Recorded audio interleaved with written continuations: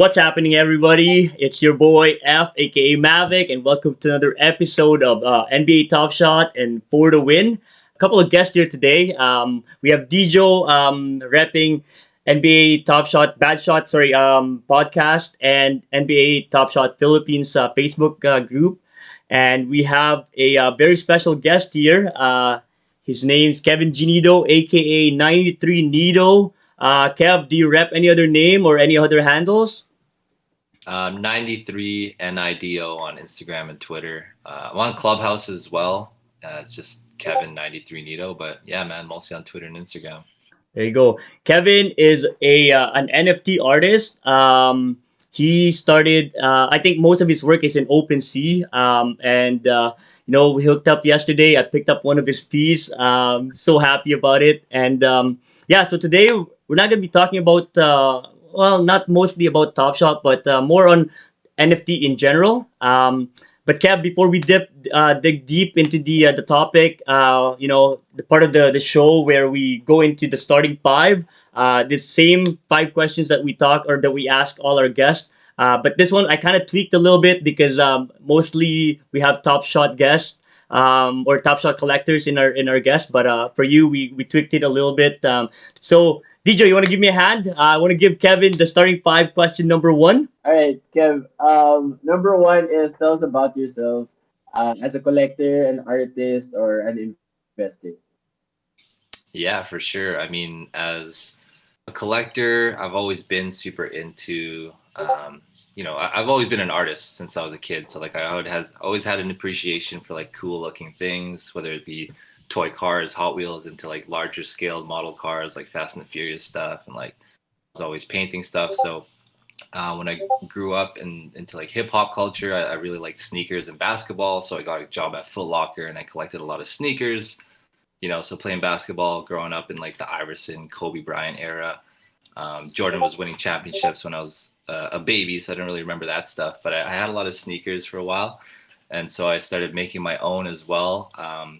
Actually, I was working with Ephraim. I have a background in civil engineering as well, and we were doing that. He luckily hooked me up with a job. We had some good times, and he was doing photography at the time as well.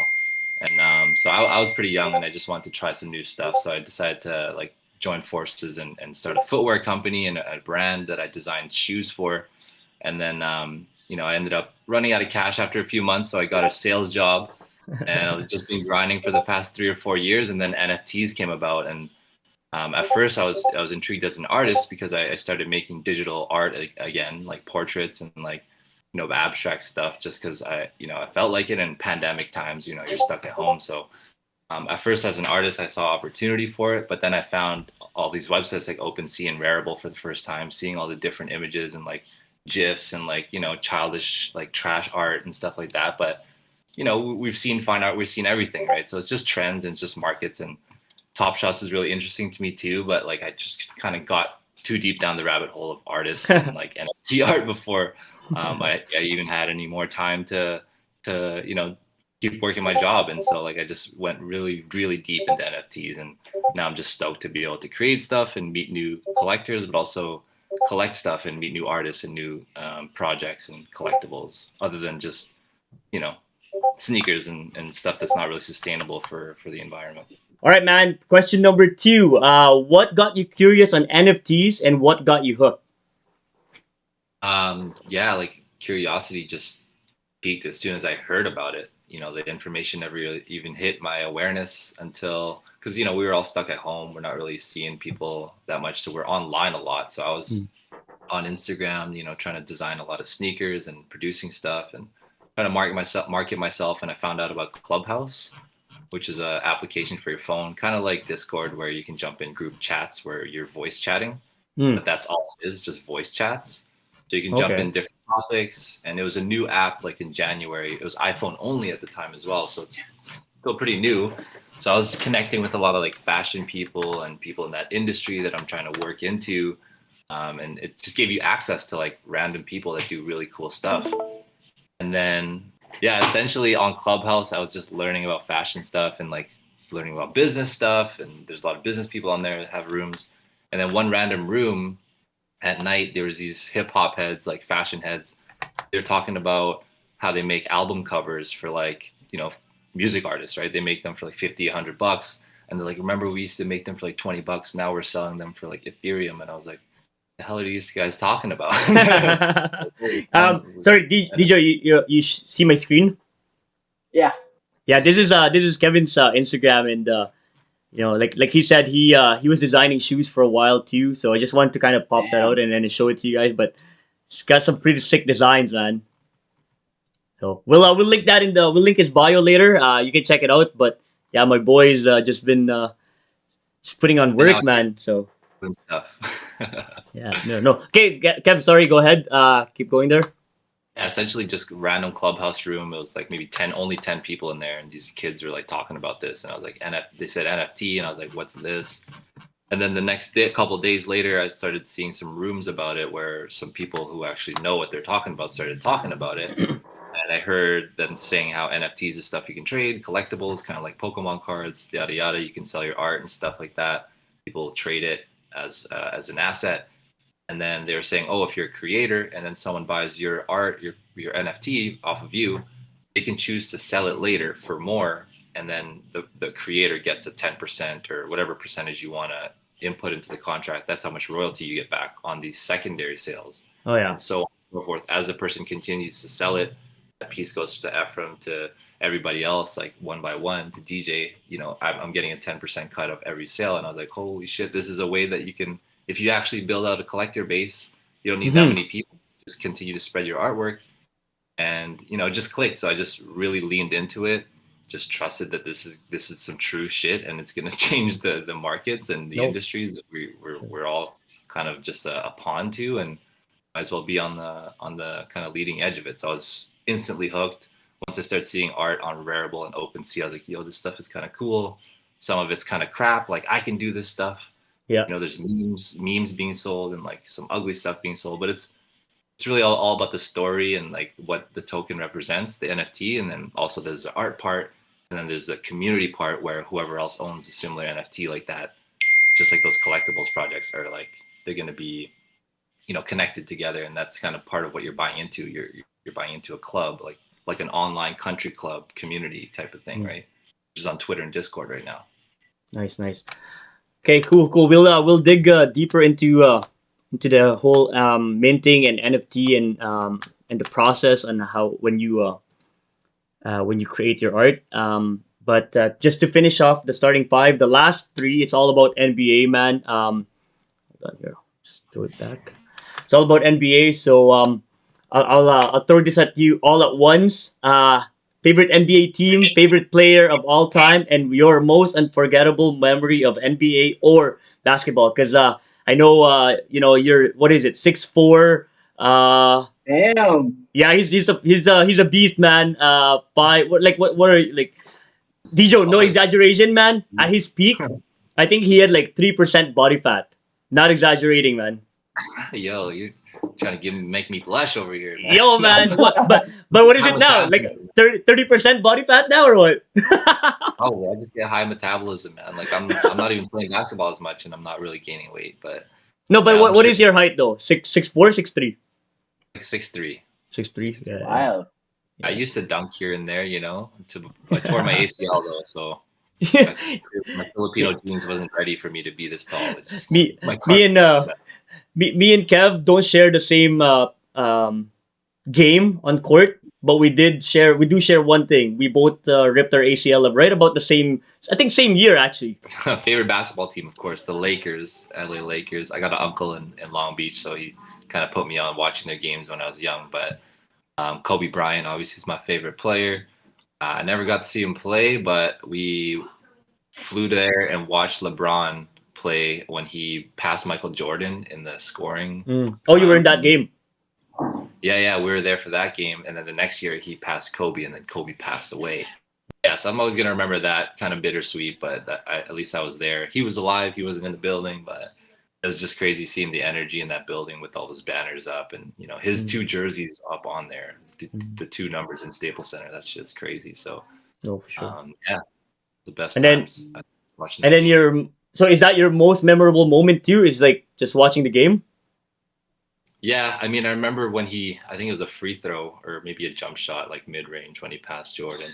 Other than that, like Kobe Bryant on the Phoenix Suns, that was a pretty good game too. When he hit the, he tied up the game at the fourth quarter, and then after Yo, man, you're putting steak into my heart, man. you asked me the question, man. That was, and he was like, yeah. Whatever, He was man. like, Whatever, man. Nash beat you twice That in game a was two. overtime, right? That was overtime. yeah, it was overtime. It's overtime. That's good. Whatever, man. We beat you 2 years in a row, so that's fine. I'm good with that. I know. That could have been Kobe's other two rings, but I know. There's a never lot know. of We'll never know. All right, man. Off to the main topic. OpenSea 101. I'm new to it.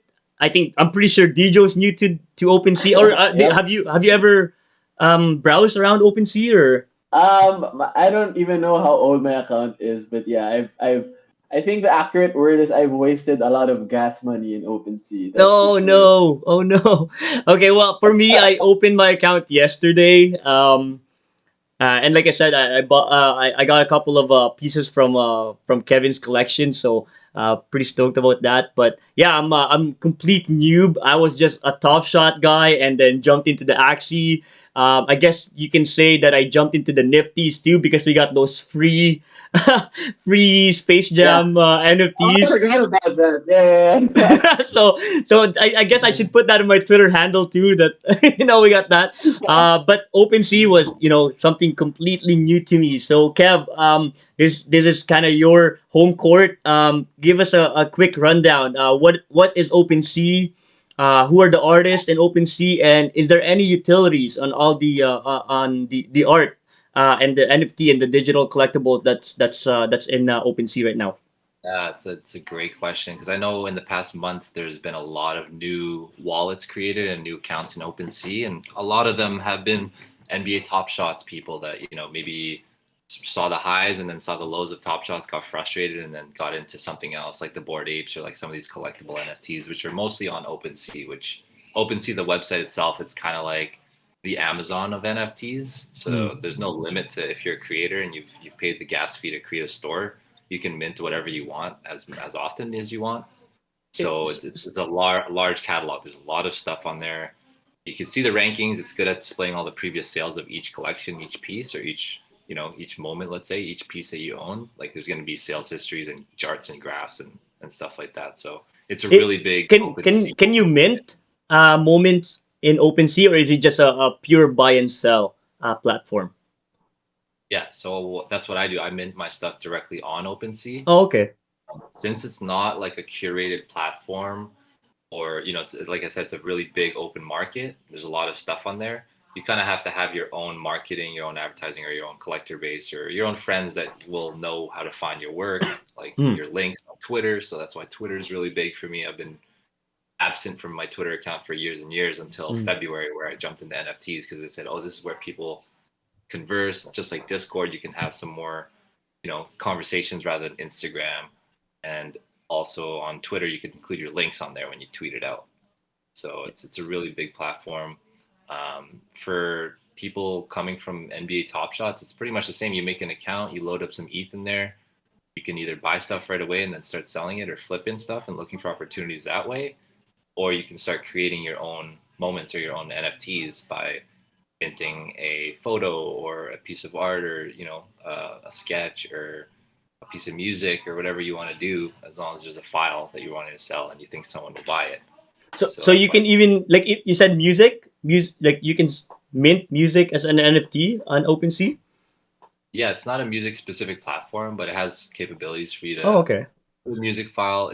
There's still a lot of restrictions on the megabytes. I think it's like 4 gigabytes max, so you have to compress stuff.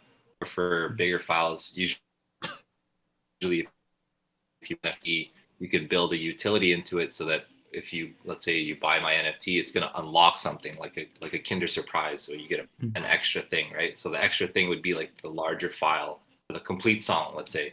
So on Oh, OpenSea, you could okay. display like I and think I then if think you buy the it, you full the wow.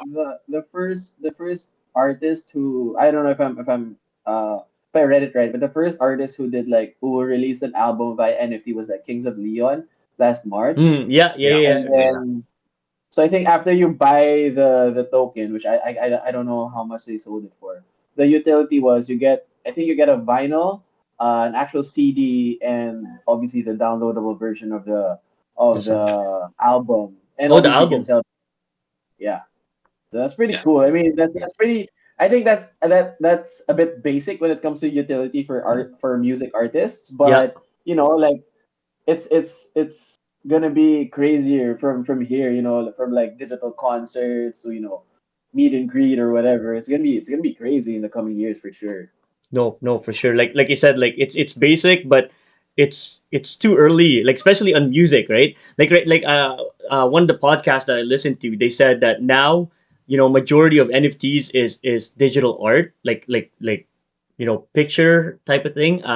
But in the future, it could be like 1% of NFTs out there will be art, because once we unlock that door to other ways of incorporating this, man, the sky's just the limit, right? So but Kev, just I guess again on just throwing it back, like who are the artists? Can anybody just go in and pretty much submit a JPEG or whatever, or some sort of a file, and just mint it? And is there like a does OpenSea do like a back check on anybody that will upload or start selling on their platform?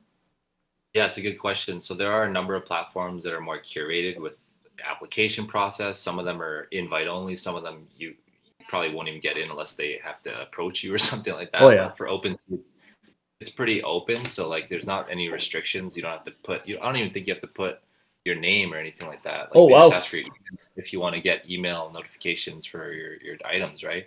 Yeah, So you yeah, can yeah. be anonymous on there. Again, anybody can really do anything. So I've seen like 12-year-old kids making stuff and their parents running the account and running the Twitter account. And there's been success that way. So pretty much anybody could do it. It's not really too much of a barrier to entry there. There's been big major artists and influencers drop stuff on OpenSea, and I think it's probably been the right move because they also take the least amount of fees on the transaction. I think it's like 2.5%. Whereas Oh some of yeah. these nicer UI designed websites and platforms like Foundation or Super Rare, which are more curated, it's a bit of a higher class feel, right? It's not as open where you're seeing like pixelated stuff and like pictures of frogs and or whatever. Like it's not as childish looking. So Mm. they take a lot more fees, like 10% or something like that, or 15% on Foundation. So usually those are reserved for like bigger sales, I guess. Most artists are strategizing towards that. But Oh yeah. OpenSea has been the place for collectibles simply because like most collectible projects will have 5,000 pieces or 10,000 pieces, and it's the easiest way that you can see all the previous sales data and like all the graphs and stuff to organize it. Yeah. Most like top performers every day and every week. Yeah. Like I Tory know. Lanez just dropped on as an Sorry. NFT. Tory Lanez just Oh dropped his yeah. album as an NFT rapper. Like Yeah, a yeah, yeah. million copies for $1 each sold out right away. So Oh wow. Wow. Quick $1 million then, eh? yeah, and some artists, like one artist named Blau, like he's a music artist, probably the first one to do like really huge NFT stuff back in like March or April. Yeah, yeah. He did an auction for a lot of his unreleased music and his new album, Oh yeah. and then the utility was the top winners would get like exclusive access to his next event or his next concert Yeah, or yeah. meet and greets. Stuff like that. Like Gary That, Vee does that as well, meet and greets as like yeah, yeah. a utility. That's crazy, and like that's the same utility that we're starting to see on Top Shot. Hey, Dijo, like I know Yeah. it's been quiet in Top Shot. I haven't made any, or I guess like For the Win hasn't really made a lot of content lately, because technically it is off season for NBA, and we thought it'll be quiet, but Top Shot has been busy promoting. Like just recently, the summer league, they were there. And I think you're able to buy moments that way. How does that work, Dijo? Do you remember?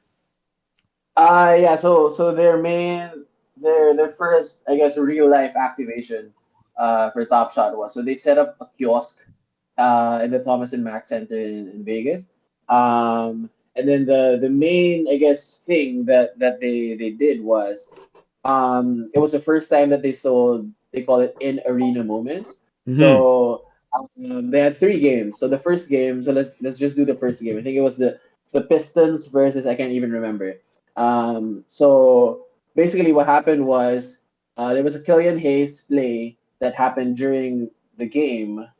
So after they minted it right away, and then people who were able to be physically present in that kiosk bought it. They got it in their wallets or their Top Shot accounts. I think the evening or the next day. So it was the first time it was like a mix between physical shop and the blockchain connected. So Yeah. it was pretty exciting, and I think it was also, I mean, it wasn't the coolest moment Yeah. since Yeah. Yeah. there were league jerseys. It's not really competitive. Yeah. There aren't superstars like Killian Hayes is like not even. I don't think he made a rookie team last year. So, but like I think what they appreciate, or what I appreciate as a collector is the possibilities in the future. I think Mm-hmm. that was what Max were saying. For So sure. imagine, like for Kevin being in that Lakers game, um, and having a moment minted right after, and you as someone who as a Top Shot collector being in that, you have a ticket or something, you have a QR code, and then having a moment, even just like a common play, a Mm-hmm. common a free throw or whatever, a layup, being airdropped to your account right after. So I mean, it's exciting, definitely. I mean, it sucks for us because like we're so far away. I don't think we get to experience that kind of utility, but still, like The again, the possibility, thing, right? Like yeah, the real life utility. Like that's what yeah, a lot of the collectors have been asking. Just like real life yeah, utilities. So and now that they've done and this, man, it's just mind yeah, blowing that and the it's a lottery, like like it's one in a million chance, but like there was a collector from Singapore who got picked for the summer league event. giveaway. Yeah, yeah, they, yeah. they flew him from Singapore to Vegas Crazy. That's crazy. early early so he could quarantine and stuff. Yeah, Um, Oh my God. but like, because a lot of people were saying like, oh, we're in the Philippines, that's not gonna be possible. But they just flew a guy from yeah, Singapore to yeah. Vegas. Yo, that's Uh, crazy. I didn't know about that. Crazy. Like I said, like I've kind of been when I started my Axie Infinity account, I took a step back. I didn't cash out on any of my Top Shot moment. I still have Dapper balance. I left it in there. But I was hoping the market was gonna dip. I wanted to finish the Cool Cats. I was gonna sell everything and then collect the Cool Cats because I know the Nine Lives Lounge was coming. Man, as soon as the Nine Lives Lounge went live, the price of Cool Cats collection went from 2,400 to I think 7,700 now. So I'm like, yeah, I'm not gonna collect that Crazy. anymore. It's Yeah, it's crazy. crazy. So But no, like, yeah, like, but I mean, I don't know how familiar Kevin is with the Nine Lives Lounge, but just a quick like run through. So mhm, it's the first collection. So I think it's 33 moments or something. So basically, if you have that set, the utility is, we don't have to go to the background or whatever, but basically, if you have that set, you unlock a ton of utility for being a collector. It's again, it's starting pretty basic. They give you like signed jerseys, merch, but what's cool is you also get like I think a private Discord with the CEO of mhm, Dapper, and you also have a chance for like Q&A with an NBA star. I don't know if they've identified it, but like these things, people always, I guess, just to wrap it, like people always complain about not the lack of utility when it comes to Top Shot, but like, dude, people have been collecting physical cards yeah, on their drawers yeah. for nothing. Yeah, yeah, exactly. Hoping that the value will So, go up, and that's about it, right? yeah. So like, I don't know. I mean, I'm just happy that this is all happening. Like, Yeah, with but Top Shot Dijo, and but from experience, there's always gonna be somebody complaining about something, right? for Like, sure, for sure, for sure. okay, Kev, let's move on. NFT minting process. In OpenSea, is it is it pretty basic? Just a quick run through, because you showed me a collector yesterday, or an artist yesterday. His name, if you go to OpenSea, I think his Twin account is Flex. called City of Gold, Golden State Bridge Collection. Jacob Yeah. LR is his, I think, his profile name. And Dijo here is actually, I don't know if you see his Instagram account. He's got a lot of like landscape pictures. So Dijo, man, this might be something that you can you can look at, man. Okay, Kev, minting process, because I might upload some childhood pictures of Kevin Janido on OpenSea and sell it for maybe zero point 0.1 Ethereum. So just kidding. Yeah, for sure, man. I mean, Yeah. I was going to say quickly, photography is just really starting to be elevated in the space now, like with Twitter Spaces becoming a thing. A lot of photographers are rallying together, going to Twitter Spaces, which is just like Clubhouse, where it's just group chats. And then, a lot of photographers will just talk about how to mint and like, answer questions and stuff like that. Cause like if you put together a cool collection, like from a collector's point of view, if it's something where you're looking at, JPEGs and GIFs and like cartoony images all day, or if you're looking at NBA Top Shots all day, it's just something new, right? And now people are starting to buy it. There's going to be a market for people to flip it, and so there's just more of a hype train towards it. Hmm. But yeah, the barrier to entry to OpenSea, if you want to mint something or start a collection like the Golden Gate Bridge one, it's not that hard. Like honestly, you just need some Ethereum, you need a MetaMask wallet, or there's other wallet platform options that you can use to just Mhm. link to OpenSea. But you just hit create collection, and then you do have to pay a gas fee to create your collection or your store, and it's usually like $100 or something, like Oh, okay. nothing crazy. And then once you do that, you do have to pay to mint stuff if you want to have it as an auction for bidding. Hmm. But if you want to mint pieces and then just have it as like a buy now price, Mm-hmm. you can do an option called lazy minting, which is you just set the buy now price, and whoever wants to buy it would have to just pay the gas fee to buy it. I read about that. Dijo, are you familiar with lazy minting? No, but like anything lazy is attractive to me. No, so I heard about this. Apparently, it Kevin, correct me if I'm wrong, but the artist doesn't pay the gas fee. Like it's like you post it to sell, but it hasn't really been minted into the blockchain until somebody buys it. Yeah, so it's not officially minted per se. It's Mm-hmm. like it's queued up and ready to be written as soon as somebody wants to buy it. Okay, So but the buyer pays for all of the gas fee. I heard. Is that exactly, correct? they pay the full gas fee, which is similar to if a collectibles drop, like the ones you just got, DJ, like on the website. Like if you just mint it from there, you have to pay the gas fee as a buyer, right? So it's a similar kind of idea. So that's what I do, is just lazy mint everything, and people have respect for it. People still buy stuff. Usually Yeah. collectors that are buying a lot of stuff don't care anyways, and Yeah. usually they can afford it. Otherwise, they would be creating their own NFTs as well, Yeah. right? Yeah. Yeah. So, Yeah. So it's just a way to go about it, so that if someone who's unsure or like scared to do it, there's not really too much risk to just throw some stuff out there, market yourself on Twitter and Discord, and see if you can make some friends. Really, is what you're doing. it Kev, is there other platforms that you do business in, or is it just purely OpenSea?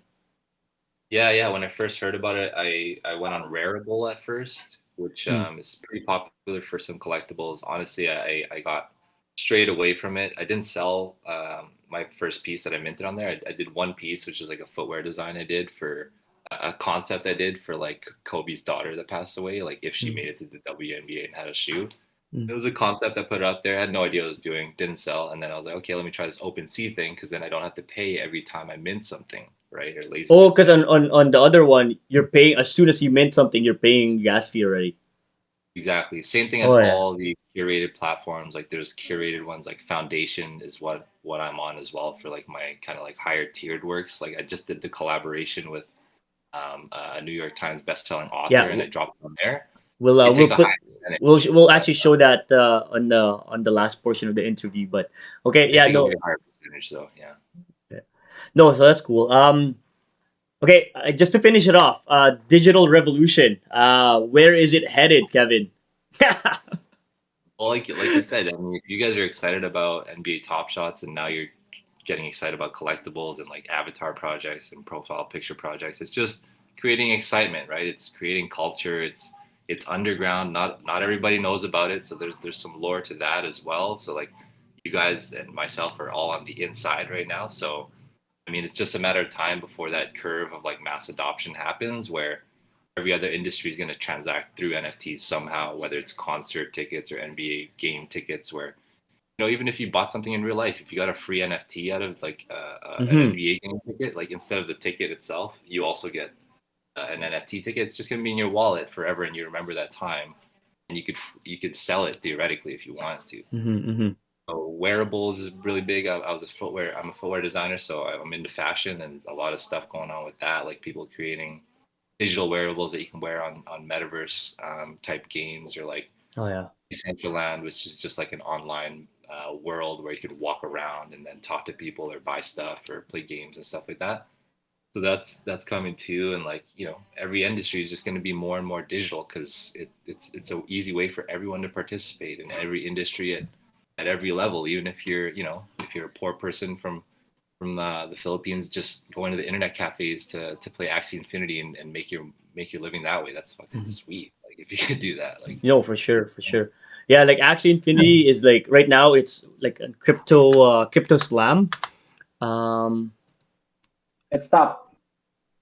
20, yeah, well it's been at the top for how many days now, but for today 27 million in sales. And the next one is Cool Cats at 3.6. So not even close. Actually, Infinity just blowing it up. And considering that we've had some issues, Discord or Dijo, you know this, we've had some issues with Axie Infinity the last month, but they're still up there, man. So it definitely helps that like it's big in Asia because people are making a living out of it, right? So okay, Kev, let's go into the last part of the episode here. We call it the final four. Um, Again, we had to change it because it's not really geared towards Top Shot this episode. So for the first three questions, I guess it's more of explain the gram. All right, guys.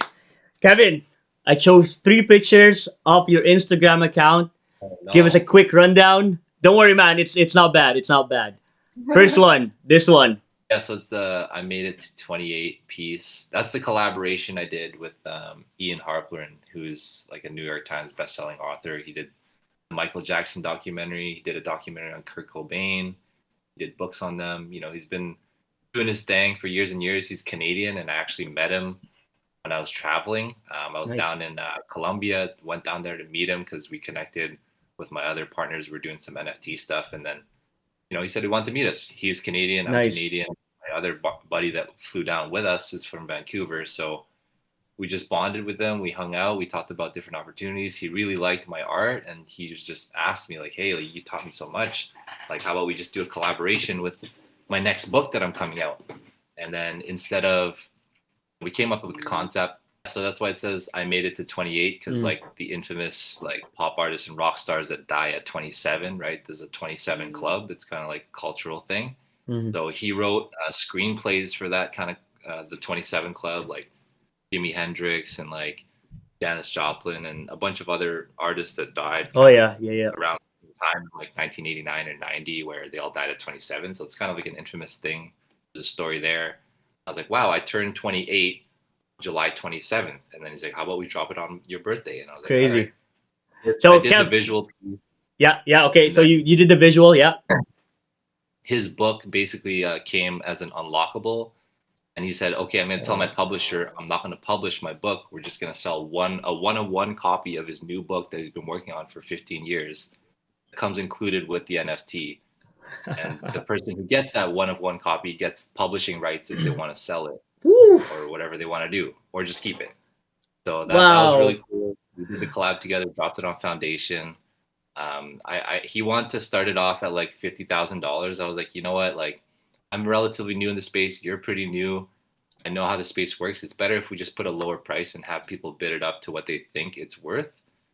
And that way, your first dip into the NFT space is not going to be like, oh, you're trying to do a cash grab. This is something that is really special because he's putting up his one-of-one copy of his book. Like, he could have published it and made like 80 grand or whatever, how much Yeah, he yeah. normally makes. So I thought it was special. We put it up for auction, and then it sold 10 ETH. The guy bid 7.5 ETH, which was the first reserve price I set on Foundation, the minimum. And then on Foundation, once the minimum reserve is bidded, then it starts a 24-hour timer for the auction. Oh yeah. And an hour or two after he bid, we were on a clubhouse room talking about the project, talking about how me and Ian met and the story and all that stuff. He upped his bid to 10 ETH instead of 7.5 because he found out that And the publishing rights are included with the Oh book. wow. Okay. So So he said he he's going to give it. outbidded himself. That's crazy. Yeah, he outbid himself it's because he bought crazy. Ethereum at $5, bro. But man, if you That's think about it, crazy. Dijo, if you think about it, publishing That's right to a crazy. book for $30,000, that's pretty cheap, man. That's a good deal. Yeah, that's why he said, and that's why I was like, he was kind of happy because it was his first time That's and he wanted to crazy, do other man. books. He's like, man, I sold it for so cheap. Isn't that crazy? Like this is one thing I like about the NFT community is like building up each other, man. Like yeah, it's so positive. Like obviously you're still gonna get some of those guys, but overall though, like like I've met so many people in this NFT space. And the other day, Sir Kendo, my SLP, I don't know if you found if you heard this, my SLP got stuck on the Ronin Bridge, and I had like no Ethereum in my wallet, and I wasn't gonna put like $100 on Ethereum on like Yeah, to you pay a should. hundred to pay gas fees to just put it in my MetaMask. And like I think I reached out to Kevin that night, but Kevin I think like fell asleep or whatever. And Oh, Sir Ken actually just sent me like without knowing me, just sent me like Yeah. Ethereum, and I was able to bring out my SLP, pay him back within like 2 hours or whatever. But that's the community that we're in, and I love it, man. I love it. All right, man. Let's move on. Next Instagram post. Oh, There my you go. boy. There we go.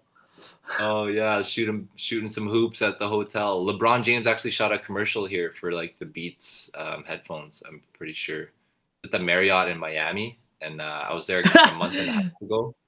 So yeah, I just had to Crazy. set some time to shoot around. It's been a minute. I was in Miami for an NFT art show. Actually, they showed some of my pieces at a gallery, and I just, Ooh. I submitted for a contest. They told me to go out there. I was like, shoot, I don't know if I should. And then I remember one of my partners for my shoe company also has another company which is like Ethereum based lending. So they basically are in the DeFi space. And I asked him like, yo, are you going to Miami? He's like, yeah, we're already going. We have a hotel and a car already. Just come fly through and stay with us. I'm like, all right. So within a week, I just decided to go to Miami. And part of my trip was spent shooting some hoops. Nice, nice. And looks like you still got it. Four for six. Not bad. You accountant, yeah, that's pretty good, man. Actually, okay. Well, you missed that last fadeaway, so but I'll give that to you. I'll give that to you. Should have So, cut it out. all right, man. Last Instagram. Explain the gram. Oh, what's this about? Oh yeah, that was at the Black Dove Gallery in Miami. So a couple of my NFTs were shown on like some TV screens there. It was pretty cool. We had like Nice. kind of Awesome. a party networking thing, collectors, crypto people, NFTs. And It was the all guys in the photos with you. yeah, my What? business partner. Oh shoot, my business partner's on the left there. Me and him are wearing T-shirts that I designed. He's the one who started my shoe company that I partnered in with him with, and I design all the footwear. And then The, the one on your right, you mean? yeah, that's my buddy Oh yeah, Chester. yeah, yeah. He's from Berlin, Oh, and nice. so we've been connected making footwear for like 6 years. We went to Paris together for the first time. I met him there, and then we went to New York together. Slept in some hostels and some mattresses on the ground, but like we traveled and we sold shoes and stuff. And Nice, then nice. his other buddy next to him on the right or on the left, his right, that's his partner for Etalend, which is their DeFi business that they went to Miami for to meet with their investors and stuff. So And the last guy, the guy on your left. and Paymon, he's a fine artist as well. Hmm. He's just like an awesome human being, always on Clubhouse, hyping up artists, helping artists, figure out how NFTs work and stuff. Just the nicest guy, and he's with NFTS Tips, which is a website and a DAO, and basically they help onboard new artists and new collectors on Crazy. Clubhouse with NFTs, and they highlight stuff and host events like the one Man, that seems like just good vibes all around, man. So no, that's yeah, man, that's good stuff, man. I'm proud of you, bro. I'm proud of you. So okay, well, it's getting late. Let's do the last question of the final four. Kev, what can people do right now to set themselves up for success in the future in the NFT space? Take out a loan and buy all Whoa, the whoa, whoa, whoa, whoa, whoa, all the whoa, basic. whoa. Hold on. Before we get there, No, do your own research is a secret. yeah, yeah, yeah. I don't have that thing in the beginning with the whole. This is not a financial advice, so no, we can't say that, Kev. I might get in trouble. So, Not financial advice. Yeah. all But right, yeah, it's no, for real. not that hard. Be open minded. Like, it's an exciting time. This is a marketplace that's not going anywhere. So just be open minded and don't be afraid to try something new. Just jump in there. Look at all these guys just finding out about this stuff through Top Shots. Now it's the next thing, and it's the next thing. It's just innovation, right? Like, don't be afraid to try something new and maybe mint something that you've made before. Nice, nice. Good stuff. Dijo, before we leave, again, thank you very much for co-hosting this with me. This is Dijo's three-peat on For the Win. So, man, I'm Hey, so happy. I'm so happy to know you through Top Shot, and like we haven't met in person, but I feel like I made a friend through Top Shot with you. So, Dijo, For before we sure, for leave, sure. um, just a quick plug. What's happening with the NBA? Sorry, with the Bad Shot podcast. Yeah. So for our podcast, Bad Shot, we just wrapped up season 1. So we're still trying to figure out what's gonna happen during the off season, but for sure we'll be back when series 3 begins on NBA Top Shot. And yeah, just enjoying everything in the NFT space, man. It's been crazy and it's been fun. And I think one more. I don't know uh if I'm in the right position to give a tip, but like just be part of the community, man. Just connect with people because I think that's what also what part of what Kevin was saying a while ago. But like you just have to be open. You just have to talk to strangers. Link up and just be part of the community because like I feel that that's the biggest part of me. Like talk about utility when it comes to these tokens. Like just being part of like a new group and talking about things that you're finding whether it's an old or a new passion with is pretty fun. No, for sure, for sure. love that. Thanks for that, man. Exactly what we all needed. Some connection with people that are into the same stuff as we are. And now it's it's Yeah, it's becoming easier and faster to do that through NFTs. So I'm grateful for that. for sure. You already All right, guys. know. Sorry. Oh, Okay. sick, man. Sorry, Kevin. Before we end with your plug, I just did the draw. We had a giveaway on our last episode. Ooh, It was the Steph Curry based moment, I believe. So again, the winner, Dirty Mike 393, will reach out to you and give you that Steph Curry. Kev, the floor is yours, man. Give us a plug. See what have you been doing, or where can we find you? And yeah. yeah, for sure. Catch me on the streets of the blockchain, in the metaverse. I'm 93NIDO on Instagram, on Twitter, on OpenSea, everywhere pretty much. 93 Nido. And I'm going to be doing a drop every week. It's what I've been doing for the past month. Luckily, Ephraim got one on my last drop before it sold out, literally at the last second. Well, like hopefully, it keeps going up from here. And I just Cool. noticed your Dead Fellas has a best offer of 0.16. So Yeah, there you you go, man. But yeah, no. Yo, So guys, Kevin, much appreciated, guys. Collectors, flippers, um, speculators, and now artists. Check out my boy 93 Nito on OpenSea. And by the way, Kevin, I don't know if it's okay, but like I think you would actually design NFT for a certain price as well, right? Like a one for one of one yeah, NFT I was doing some commissions as well. Honestly, in the past few weeks, my phone's been blowing up. People asking for commissions, so I got to kind of slow it down, prioritize, or for just sure. up the prices because some of the previous one of one, even the derivative apes, like yesterday, someone like the commission went off me like 2 weeks ago for 0.08, which is like a couple $100s. They sold it yesterday for 1 Ethereum. So I was like, what? that's crazy. Wow.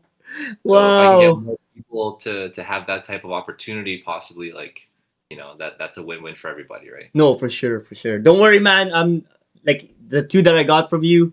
That's a hold forever, man. Unless you want me to sell it, obviously. But yeah. All right, guys. Much appreciated, Dijo. I'm so happy that you can jump in, and hopefully this is not the last, because I don't want you to feel like I'm taking advantage of you. But Kevin, I'll see you Sure, man. tomorrow, guys. Peace out. All right, peace. Thanks, guys. Thanks, man.